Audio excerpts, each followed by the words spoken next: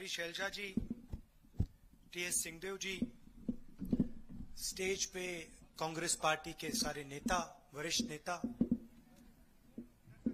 हमारे प्यारे कार्यकर्ता, भाइयों और बहनों, प्रेस के हमारे मित्रों, आप सबका यहां बहुत बहुत स्वागत। आप दूर दूर से आए हैं, इसके लिए मैं बहुत आभारी हूं। आपने सुना होगा, पहले बीजेपी के लोग अपने भाषण में आदिवासियों को वनवासी कहते हैं। सुना आपने? सुना? ये वनवासी और आदिवासी शब्द के बीच में फर्क क्या है? कोई बता सकता है? ये आपको वनवासी क्यों कहते हैं, हम आपको आदिवासी क्यों कहते हैं? इन शब्दों के पीछे बहुत गहरी बात छुपी हुई है। आदिवासी का मतलब वो लोग जो हिंदुस्तान के पहले मालिक हुआ करते थे, जिनका हिंदुस्तान की जमीन पर अधिकार बनता है। वनवासी का मतलब वो लोग जो जंगल में रहते हैं। तो सवाल उठता है कि बीजेपी के लोग आपको वनवासी क्यों कहते हैं? जो आपका असली नाम है आदिवासी, उस शब्द का प्रयोग क्यों नहीं करते? पता नहीं आपने देखा या नहीं, मध्य प्रदेश में एक वीडियो वायरल हुआ। उसमें बीजेपी का एक नेता एक आदिवासी युवा पर पेशाब कर रहा था। आपने ये वीडियो देखा? देखा ना? आपने कभी किसी बीजेपी के नेता को किसी जानवर पर पेशाब करते हुए देखा है? वीडियो देखा उसका? आपको नहीं दिखेगा। आप पूरे इंटरनेट को खोज लो, आपको कोई भी बीजेपी का नेता जानवर पर भी पेशाब करता हुआ नहीं दिखेगा। मगर आपको बीजेपी के नेता आदिवासी युवा पर पेशाब करते हुए दिखेगा। सही बात बोली? आप सर हिला रहे हो, सही है ना? बस ये आपका जो इतिहास है, आपकी जो भाषा है, आपके जीने का तरीका है, इसको ये खत्म करना चाहते हैं, इसको ये मिटा देना चाहते हैं। और इसीलिए वो आपको वनवासी कहते हैं। क्योंकि अगर वो आपको आदिवासी कहें तो फिर एक दूसरा सवाल खड़ा हो जाता है कि अगर ये आदिवासी हैं और ये हिंदुस्तान के पहले मालिक हैं, इस जमीन के मालिक हैं, जल के मालिक हैं, जंगल के मालिक हैं, तो इनको अधिकार मिलना चाहिए।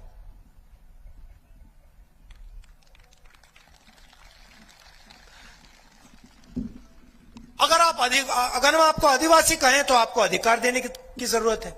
क्यों? क्योंकि आप पहले मालिक थे। ये जो जमीन है, पूरे हिंदुस्तान की जो जमीन है,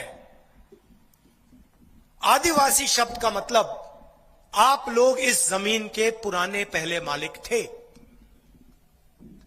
अगर आप लोग इस जमीन के पहले पुराने मालिक थे तो इस जमीन पर आपका हक होना ही पड़ेगा। जंगल पे हक होना ही पड़ेगा, जल पे हक होना ही पड़ेगा। मगर अगर आपको हमने वनवासी कहा तो आप कभी मालिक ही नहीं थे। आप तो जानवर जैसे जंगल में रहते हो। आपको कोई हक नहीं मिलना चाहिए, आपके बच्चों को कोई शिक्षा नहीं मिलनी चाहिए, आपको स्वास्थ्य की सुविधा नहीं मिलनी चाहिए। क्यों? आप तो जंगल में रहते हो, जंगल में जानवर भी रहते हैं, जानवर के लिए कोई अस्पताल नहीं खोलता, जानवर के लिए कोई यूनिवर्सिटी कॉलेज नहीं खोलता, तो फिर वनवासी के लिए क्यों खोले? यह है बीजेपी की सोच। अब दूसरी बात देखिए, आज से 10 साल 20 साल बाद जंगल गायब हो जाएगा। जंगल कम हो रहा है या ज्यादा? कम हो रहा है ना, कम होता जा रहा है, कम होता जा रहा है, कम होता जा रहा है। तो एक दिन ही आपसे कहेंगे भैया आप हो वनवासी, मगर जंगल तो है ही नहीं। तो चलो, जंगल गायब हो गया, आप वनवासी हो, चाहे भीख मांगो, बड़े बड़े शहरों में जाओ, वहां पे भीख मांगो, किसी के घर में जाके झाड़ू पोछा करो। वनवासी का यह मतलब है कि आपका कोई भविष्य ना हो और आपकी जो हिस्ट्री है, जो संस्कार हैं, वो भी गायब हो जाए। तो ना आपका भविष्य हो, ना आपका बीता हुआ समय। और हम कहते नहीं, हम कहते ये आदिवासी हैं, आदिवासी रहेंगे, इनका हक बनता है, जमीन पर हक बनता है, जल पर हक बनता है, जंगल पर हक बनता है। और कांग्रेस पार्टी जो इनका हक है, इनको दे के रहेगी।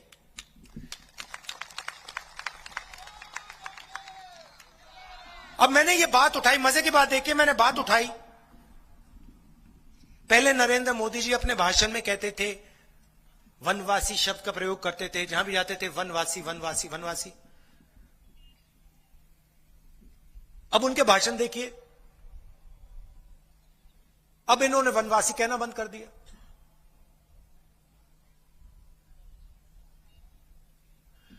दिमाग में वनवासी शब्द, मुंह पर, जबान पर आदिवासी शब्द, मतलब सोच आपको मिटाने की, आपकी जमीन अदानी जी को देने की, आपकी भाषा को खत्म करने की, और शब्द आदिवासी।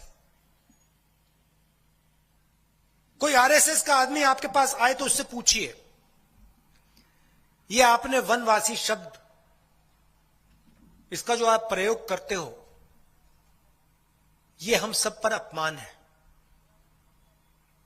ये आप क्यों प्रयोग करते हो? हम इस देश के असली मालिक हैं।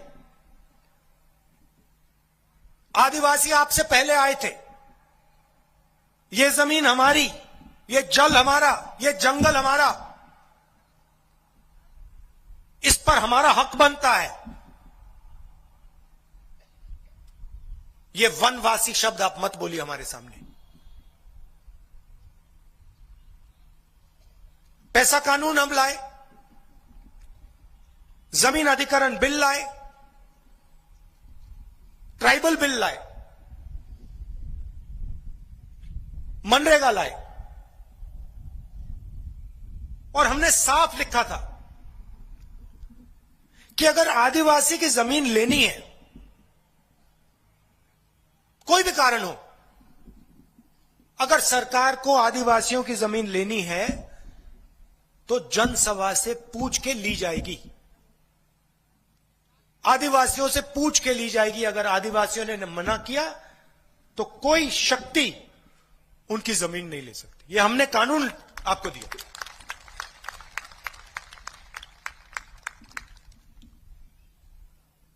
और बीजेपी ने इस कानून को खत्म किया। वो कहते नहीं जनसभा से कुछ पूछने की जरूरत नहीं है। ये जमीन आदिवासियों की नहीं है, जंगल आदिवासियों का नहीं है, वो कहते हैं जल आदिवासियों का नहीं है। हमें जरूरत पड़ेगी तो हम ले लेंगे। हम कहते हैं नहीं, आदिवासियों का है, रहेगा, और इस जल का, जंगल का, जमीन का अधिकार उनका है और फायदा उनको मिलना चाहिए। यह सोच में फर्क है। अब देखिए दूसरी बात, देखिए अभी आपके यहां पे नेता ने कहा कि स्वामी आत्मानंद स्कूल सरकार ने खोला है, इंग्लिश मीडियम स्कूल, उसमें हम अंग्रेजी सिखाते हैं, हाई क्वालिटी स्कूल है, सबसे महंगे प्राइवेट स्कूल जितनी बढ़िया यहां पे शिक्षा मिलती है। आप किसी बीजेपी के नेता से पूछे, वो आपको कहेंगे देखिए आप ऐसे करिए, आप हिंदी सीखिए, आप छत्तीसगढ़िया मत सीखिए, आप अंग्रेजी मत सीखिए,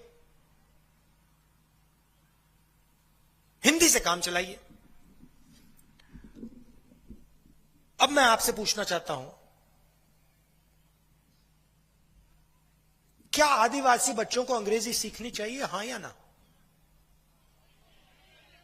नहीं सीखनी चाहिए? सीखनी चाहिए ना? क्यों सीखनी चाहिए? क्या फायदा है अंग्रेजी का? बताइए, क्या फायदा है अंग्रेजी का? हां, मैं बताता हूं आपको। किसी आदिवासी युवा को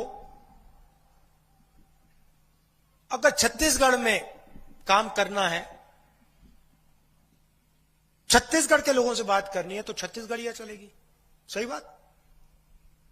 अगर आप कभी यूपी जाओ, बिहार जाओ, दिल्ली जाओ, वहां के किसी व्यापारी से बात करनी हो, वहां काम करना हो, तो हिंदी चलेगी। और अगर आपको कंप्यूटर का काम करना हो, विदेश जाना हो, विदेशी कंपनी में काम करना हो, कॉल सेंटर में काम करना हो, तो अंग्रेजी चलेगी। अपने बच्चों को सारे के सारे बीजेपी के नेता इंग्लिश मीडियम स्कूल में पढ़ाते हैं। यहां के नेताओं से आप पूछ लो, भैया आपके जो बच्चे हैं वो कहां पढ़ते हैं, हिंदी मीडियम में पढ़ते हैं, इंग्लिश मीडियम में पढ़ते हैं? सारे के सारे कहेंगे कि भैया हमारे बच्चे तो इंग्लिश मीडियम में पढ़ते हैं। अच्छा, तो आपके बच्चे इंग्लिश मीडियम में पढ़ते हैं, तो आदिवासियों के बच्चे, गरीबों के बच्चे इंग्लिश क्यों ना पढ़े? भाइयों बहनों, ये चाहते हैं कि आप देश की सबसे अच्छी नौकरियां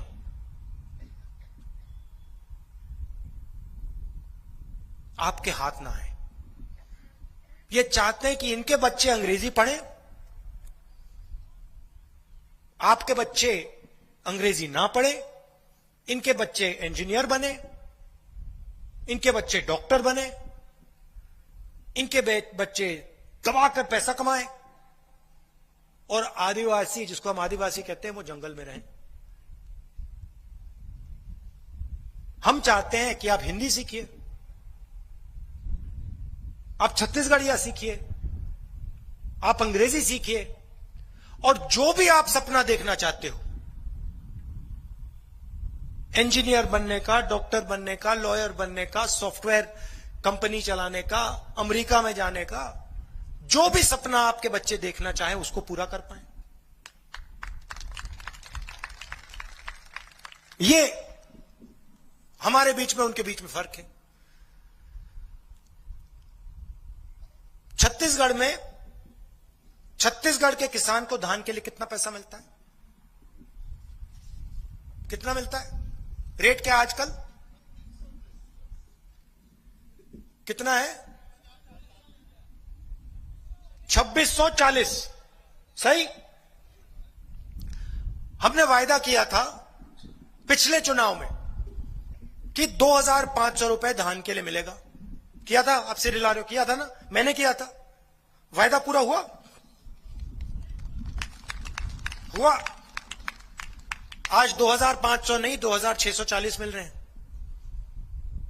आपने हमें यह तो नहीं कहा कि भैया इसको बढ़ाओ, हमने बढ़ा दिया। और मैं आपको आज स्टेज से कह रहा हूं कि कुछ ही समय में ये 3,000 हो जाएगा।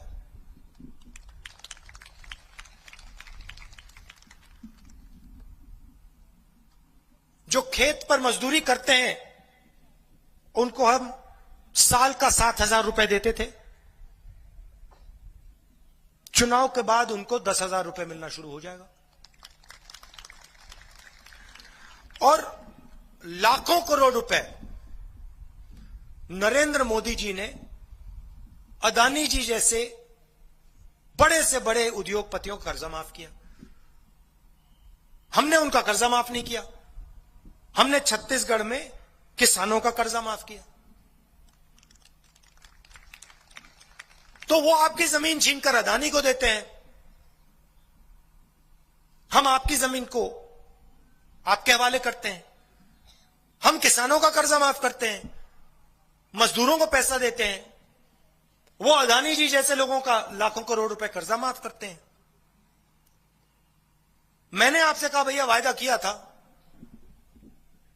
2,500 रुपए प्रति क्विंटल धान के लिए देने का वायदा किया था। मैंने आपको पूछा भैया पूरा हुआ? आपने कहा नरेंद्र मोदी जी ने आपसे वायदा किया था 15 लाख रुपए मिलेंगे बैंक अकाउंट में, मिल गए। आज कुछ साल पहले नरेंद्र मोदी ने आज कहा था कि नोटबंदी करूंगा और काला धन मिट जाएगा देश से। मिट गया? काला धन ज्यादा हो गया। उन्होंने कहा था जीएसटी लाऊंगा, देश में प्रगति होगी। भैया जीएसटी से यहां किसी को फायदा हुआ? महंगाई बढ़ गया। कांग्रेस के समय 400 रुपए का सिलेंडर मिलता था, आज कितने का मिल रहा है?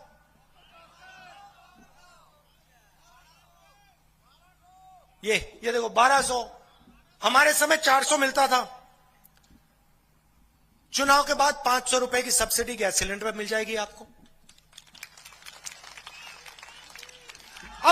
अब नरेंद्र मोदी जी आते हैं, कहते हैं भैया वायदा कर जाते हैं 15 लाख रुपए दे दूंगा बैंक अकाउंट में, जीएसटी से सबको फायदा मिलेगा, किसान के कानून ला रहा हूं किसानों के लिए। उधर किसान धरना कर रहे हैं, पूरे देश के किसान कह रहे हैं भैया हमें ये कानून नहीं चाहिए। नरेंद्र मोदी जी कहते हैं नहीं भैया इनको समझ नहीं है, और कानून अदानी जी के लिए बना रहे हैं। यहां आपकी खदान उठा के दे देते हैं अदानी को, आपका जंगल दे देते हैं, जल दे देते हैं। तेंदुपत्ता को आपको क्या रेट मिलता है? पहले 2,000 रुपए मिलता था, आज 4,000 मिल रहा है। किसने किया? कांग्रेस पार्टी ने किया। और चुनाव के बाद आपको 4,000 रुपए एक बोनस मिल जाएगा तेंदुपत्ता के लिए। अब आप कहोगे भैया बीजेपी बड़े बड़े उद्योगपतियों को पैसा देती है और कांग्रेस पार्टी छोटे व्यापारियों की मदद करती है, आदिवासियों की मदद करती है, दलितों की मदद करती है, गरीबों की मदद करती है। फर्क क्यों? मैं आपको बता देता हूं। हम जानते हैं कि जब हम किसान को पैसा देते हैं, मजदूर को पैसा देते हैं, तो किसान और मजदूर, आदिवासी पैसे को गांव में, शहर में खर्च करते हैं। ठीक है, शहर में खर्च करते हैं तो पैसा कहां जाता है?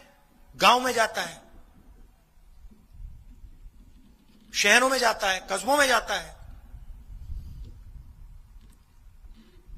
किसान गांव में कुछ खरीदता है, मजदूर को हम पैसा देते हैं, आपको हम 4,000 रुपए देते हैं, आप गांव में कुछ खरीदते हो, फायदा किसको होता है? छोटे दुकानदार को होता है।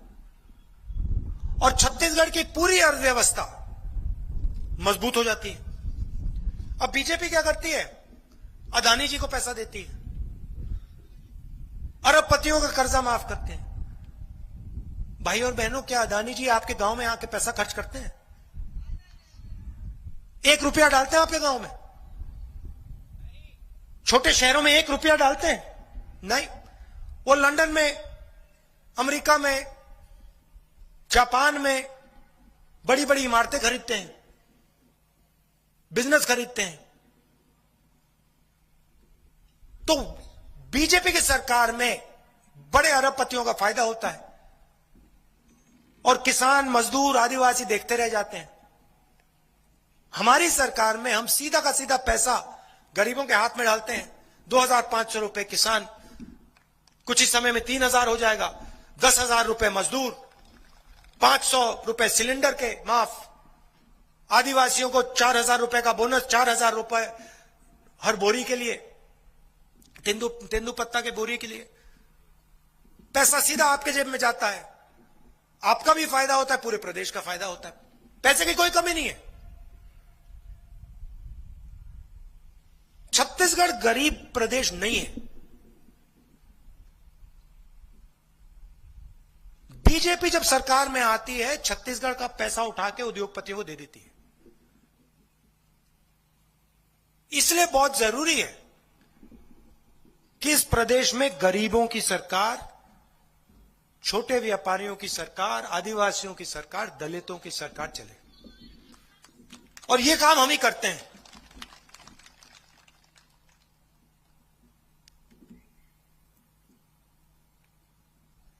और एक सबसे जरूरी बात आप भूलिए मत, ये जो वनवासी शब्द है, ये आपके इतिहास पे, आपके जीने के तरीके पर आक्रमण है। आप वनवासी नहीं हो, आप आदिवासी हो। और ये जमीन जो है, ये जमीन जो है आपकी है। मैंने 3,000 रुपए की बात की। 3,000 रुपए प्रति क्विंटल धान की, मगर वहां नहीं रुकेगा भाई और बहनों। मेरा कहना है कि हमने वायदा किया 2,500 का, आज 2,640 है, कल 3,000, और वो बढ़ता ही जाएगा, बढ़ता ही जाएगा, बढ़ता ही जाएगा। जितनी आपकी जरूरत होगी उतना पैसा किसानों को कांग्रेस पार्टी देगी।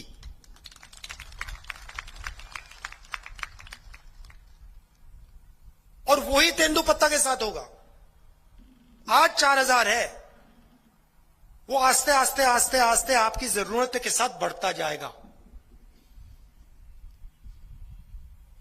हम आपकी सरकार चलाना चाहते हैं, आदिवासियों की, गरीबों की, दलितों की। आपकी बात सुनकर हम सरकार चलाना चाहते हैं। आप दूर दूर से आए, इसके लिए दिल से आप सबका धन्यवाद। नमस्कार, जय हिंद।